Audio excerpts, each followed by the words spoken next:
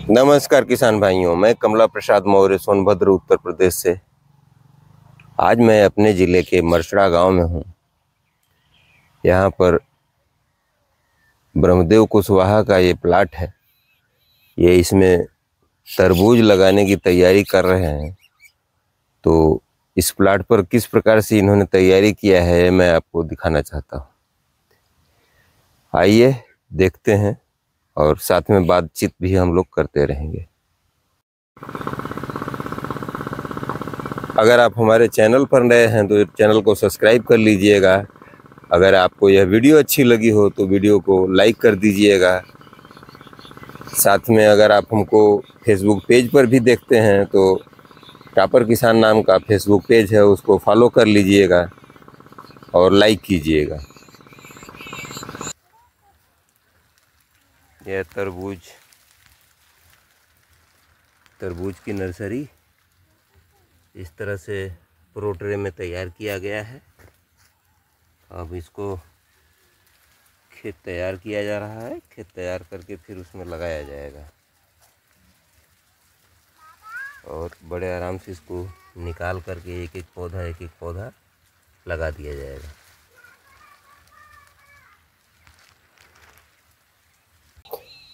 देखिए किसान भाइयों, इस तरह से ये इनका 2 एकड़ का प्लाट है और इस 2 एकड़ के प्लाट में इस तरह से इन्होंने फेंसिंग कराई हुई है। और जैसा कि आप देख रहे हैं, इस तरह से फेंसिंग हो गई है, बाहर से जानवर वगैरह नुकसान नहीं कर पाएंगे इनके फसल का। और साथ में ये बाउंड्री के पास ही जहाँ फेंसिंग हुई है उसी के पास में ये पौधे लगे हुए हैं। ये मालाबार नीम के पौधे हुए हैं, काफ़ी लंबे हैं। इनकी कल छटाई उटाई भी हुई थी, जैसा कि आप देख रहे हैं नीचे ये पत्तियां गिरी हुई हैं। तो इस तरह से ये लगभग 3 साल का पौधा हो गया है। यह फर्नीचर बनाने के उपयोग में आता है। ये जल्दी ख़राब नहीं होता। सागौन की जगह पर इसका यूज किया जाता है। तो इस तरह से ये मालाबार नीम हर 6 फीट के बाद ये तैयार हो रही है बाउंड्री के किनारे, खेत के किनारे किनारे। तो जो इस तरह से ये तैयार हो रही है, तो आप देख रहे हैं ये कटिंग करके इस तरह से निकाला गया है। छटाई हो गई है, कुछ पौधों की अभी बाकी है उधर आप देख रहे हैं। तो जब छटाई हो जाएगी तो आपको देखने में अच्छा लगेगा। साथ में जब ये 5 या 6 साल का हो जाएगा तो एक अच्छा इनकम किसान को देकर जाएगा।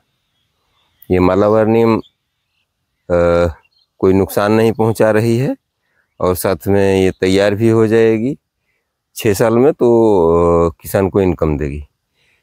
आइए देखते हैं कि ये तरबूज के लिए खेत किस प्रकार से तैयार किए हुए हैं। आइए देखिए, ये आप देख रहे हैं ये मुर्गी की खाद है। ये मुर्गी की खाद इस तरह से बिखेर दिए हैं खेत में और बिखेरने के बाद फिर इसकी इधर देखिए सिंचाई कर रहे हैं। सिंचाई हो रही है। सिंचाई होने के बाद तब पर जैसे ही इसमें ओट आएगा तो फिर इसकी जुताई हो जाएगी और खेत को अच्छे से तैयार करके फिर इसमें तरबूज लगाया जाएगा। तरबूज की नर्सरी तैयार हो रही है और नर्सरी तैयार करके फिर इसमें लगा दिया जाएगा। और जब डायरेक्ट खेत में लगाया जाता है तो उसमें एक समस्या आती है कि शुरू से ही कीड़ों से देखरेख करनी पड़ती है। तो पूरे अगर 2 एकड़ का प्लाट है, 2 एकड़ में ज़मीन में लगा दिया गया तो लगाने के बाद समस्या हो जाती है किसान के पास कि पूरे 2 एकड़ में उसको दवा छिड़कनी पड़ेगी। ऐसे मात्र कुछ स्क्वायर मीटर में ही नर्सरी तैयार कर दी जाती है, तो उस नर्सरी को देखरेख करने में कोई समस्या नहीं रहती है। और जैसे ही तरबूज की फसल जमती है या किसी भी लता वर्गीय सब्जियों की फसल जब जमती है तो जमने के तुरंत बाद उस पर कीड़ों का अटैक शुरू हो जाता है और उस समय फसलें जल्दी चौपट हो जाती हैं, नष्ट हो जाती हैं। तो किसान को बहुत हानि पहुंचती है। इसलिए अगर प्रो ट्रे में नर्सरी जमा करके और इस तरह से ट्रांसप्लांटिंग की जाए तो 20-25 दिन के समय का भी बचत होता है अगर खेत खाली नहीं है तो खेत खाली हो जाएगा। उसके बाद फिर आप उसकी अच्छे से तैयारी करके आराम से फिर पौधे का पत्तर इसमें टीपी कर लेंगे। पौधे का टीपी करने के बाद आपकी फसल लगभग 15 से 20 दिन या 25 दिन भी एडवांस हो जाती है, कम से कम 20-25 दिन एडवांस हो जाती है। तो ऐसे समय में आपको उसमें लाभ होता है, समय की बचत हो जाती है और दवाओं की बचत हो जाती है, और साथ में अगर कोई फसल लगी होती है तो उससे लाभ लिया जाता रहता है। उसके बाद फिर ये फसल इधर तैयार हो रही होती है। तो खेत में, लंबे खेत में, बड़े खेत में इस तरह से देख रेख करने की ज़रूरत नहीं पड़ती है। तो आप भी इस तरह से कर सकते हैं कि अगर जिस फसल की तैयारी, मान लीजिए जैसे गेहूँ 1 महीने में तैयार होगा और उस खेत में फिर फसल हमको लगानी है दूसरी कोई लता वर्गीय सब्जियों की, चाहे खीरा हो, चाहे करेला हो, या पंपकिन या कोहड़ी जिसको कहते हैं वो भी हो सकता है, तो उसको भी आप लगा सकते हैं। तो गेहूं की फसल जब लगभग 20 से 25 दिन रह जाए पकने को, तो उसी समय नर्सरी प्रोट्रे में डाल देनी चाहिए। जब आप प्रोट्रे में नर्सरी डाल देंगे तो उधर नर्सरी तैयार होती रहेगी और इधर गेहूं पक जाएगा। और गेहूं का खेत खाली करके अच्छे से तैयार करके, उसके बाद जब खेत अच्छे से तैयार हो जाए तब उसमें ले आ करके फिर प्रत्यारोपण कर देते हैं पौधों का जब रोपण कर देंगे तो वो आपको काफ़ी, आपके लिए काफ़ी फायदेमंद होगा। नदी में पानी अच्छा है इसलिए इनकी सिंचाई हो जा रही है। ये पेट्रोल इंजन चला करके सिंचाई कर रहे हैं। इधर ये सोलर पैनल इन्होंने लगा रखा है 2 किलोवाट का, उससे सिंचाई करते। लेकिन आज चूँकि मौसम जैसा आप देख रहे हैं एकदम बादल बादल सा है, इधर देख लीजिए बादल बादल सा है, तो इसलिए सोलर नहीं चल रहा है। सोलर न चलने की वजह से इनको डीजल क्या पेट्रोल इंजन चलाना पड़ रहा है, और पेट्रोल इंजन चला करके ये सिंचाई कर रहे हैं। तो पेट्रोल इंजन भी चला सकते हैं लेकिन अब उसमें खर्चा एक्स्ट्रा आ जाता है, और सोलर रहता है तो सस्ते में काम निपट जाता है। तो ये 2 किलोवाट का यहाँ सोलर पैनल इन्होंने रखा हुआ है, और ये नदी में लगा रखे हैं मोटर 2 किलोवाट की, 2 HP की मोटर लगा रखे हैं। 2 HP की मोटर से ये चलाते हैं, लेकिन आज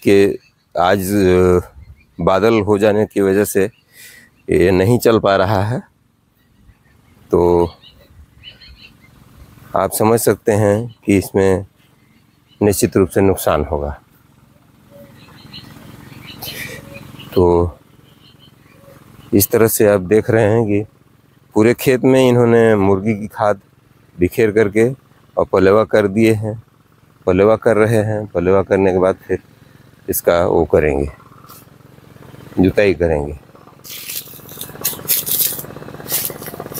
नदी में भी पानी लगभग समाप्ति की ओर है, पानी बहुत कम है, लेकिन किसी तरह से काम चलाया जाएगा। अगर यहाँ पानी ख़त्म होगा तो कहीं दूसरी जगह से या नदी में फिर पानी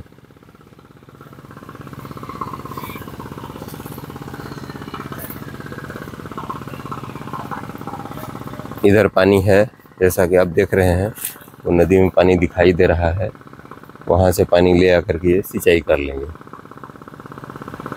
तो आज का वीडियो यहीं तक, अगली वीडियो में फिर मुलाकात होगी। तब तक के लिए आप मुझे आज्ञा दीजिए। नमस्कार, धन्यवाद, जय जवान, जय किसान।